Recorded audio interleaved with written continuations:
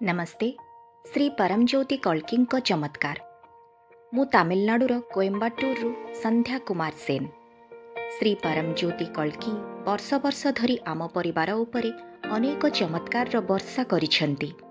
आंतरिक परिवर्तनर वरदान सबुठारु मूल्यवान बोली मु विवेचना करे। जेबेठारु आमे श्री भगवान 74,000 दीक्षा यज्ञ रे अंशग्रहण कलु, आंतरिक परिवर्तन द्रुत गति रे घटिला। पूर्वरु मु भावना द्वारा प्रवाहित हेउथिली।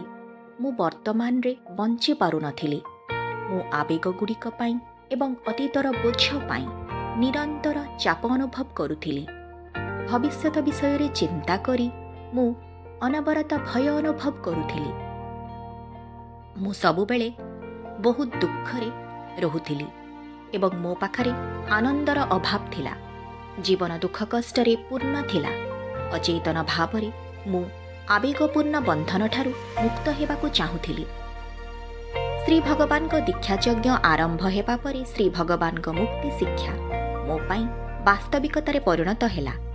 मु बिना मंतव्य बा समालोचना रे अंतर भितरर कौन घटुछि साक्षी रूपे रे देखिबाकु सक्षम। आजिकाली मु प्रतिरोध बिना किछि उद्यम न करी प्रवाहित हेउछि। अन्यकु दोष देबा ओ अन्यकु विचार करिबार पारस्परिक प्रक्रिया आपे आपे उभेई जाइछि। पूर्व दिनर तुलना, ईर्ष्या, घृणा ओ आघात आजिकाली नाही। अतीतर बोझकु मु आउ बोही चालू नाही। जीवन रे जेते बेले भी कोनोसी समस्या आसुछि मु ताहाकु केवल मो भितरु साक्षी रूपरे देखुछि। ता परिवर्ते वास्तविकतारे सेगुड़िक समाधान करिबाकु मु उद्यम करुछि। मु प्रत्येक लोकंक सहित संपृक्त हेबाकु सक्षम। मो भितरे संवेदनशीलता और सचेतनता अछि।